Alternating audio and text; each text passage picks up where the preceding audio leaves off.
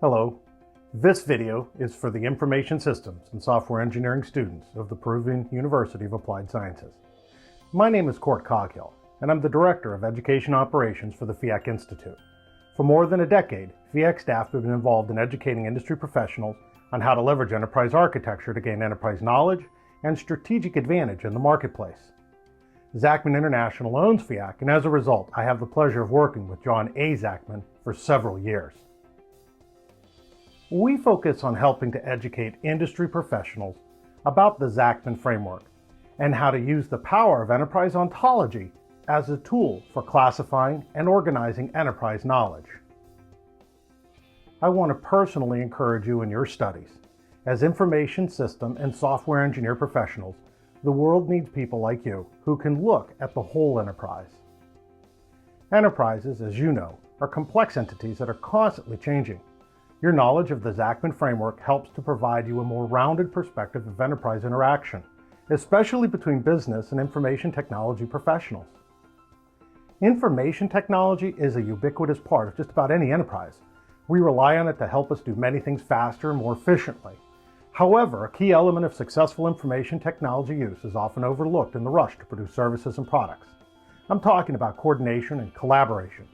As a practicing enterprise architect, I have seen projects and businesses fail as a result of poor or absent coordination and collaboration, especially with project teams.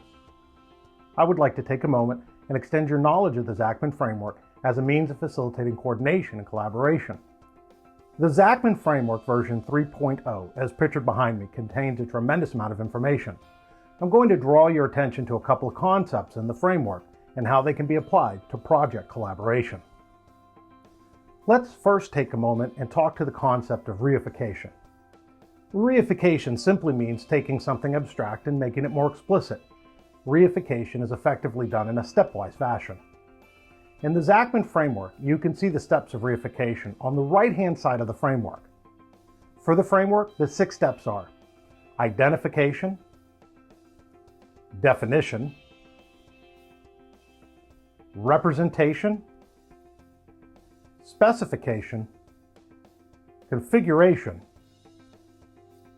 and implementation.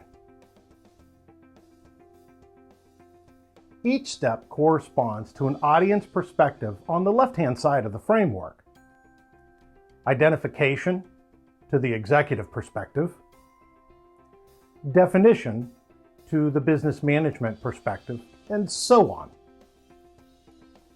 The importance of this concept is that the information about the enterprise is transformed to help facilitate understanding about the enterprise from different perspectives. Let me summarize it to you this way. The executive perspective is concerned with setting the scope context of what a particular enterprise will and will not do.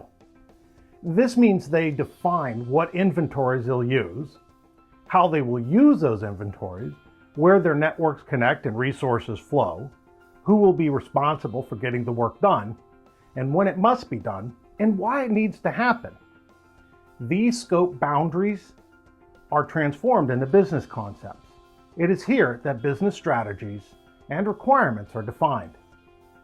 The business concepts, as defined in row 2, are then transformed into a single system representation of how data and records must flow to ensure consistency with the business concepts. The system representation is technology agnostic. This means that we have not made a decision about the technology to be applied. We are focused on ensuring we know how our system must operate in order to be consistent with the business concepts. In row 4, we make decisions about technology physics. Here we decide about different technologies to be used. This means the difference between the use of filing cabinets or databases for storing records of transactions, for example. We may have to choose different technologies, thus having a single system logic becomes critically important. Each technology physics is then transformed again in row 5 to address specific tool configuration. Here we are looking to address the specifics between different vendors or coding for the technology decisions made in row 4. Finally, we implement our decisions. This is row 6. This is the world as we know it today. This is the enterprise you and I operate in every day. It's a messy world. However, if we've been consistent in our application of the concepts of transformation and reification, we can trace our decision up any column.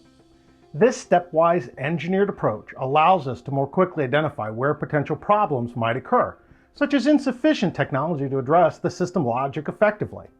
Or perhaps we have not captured our business requirements in row 2, thus introducing risk about decisions and configuring our tools in row 5.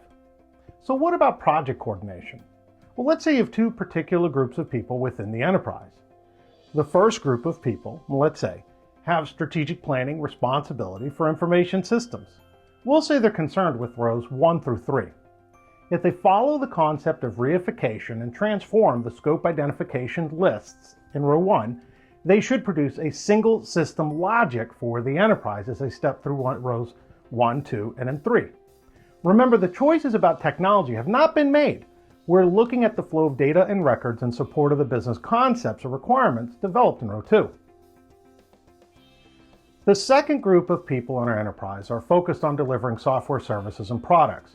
We might be inclined to say they're concerned with the second 3 framework rows 4 through 6. But I'd like you to consider a different thought. Our engineering technician teams are generally focused on solving specific problems.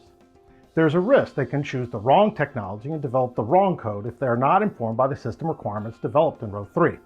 So for this reason, the team should actually be concerned with rows 3 through 5. This way, their development efforts and technology selection is informed by the system logic that is built to support business concept requirements in row 2. Having both teams working at row 3, the architect's perspective helps to ensure clarity between project efforts. Both project teams are actually concerned with row 6 as well. This is where measurement will be taken as solutions are implemented. Project teams need to have a common understanding of the system logic in order to ensure that the instantiations in row 6 bear any resemblance to the business concepts and requirements defined in row 2. I'd like to thank you for this brief opportunity to talk with you. The Zachman Enterprise Ontology is a tool I've been using in my professional career for many years. The ability to classify knowledge in an enterprise is the key to managing complexity and change.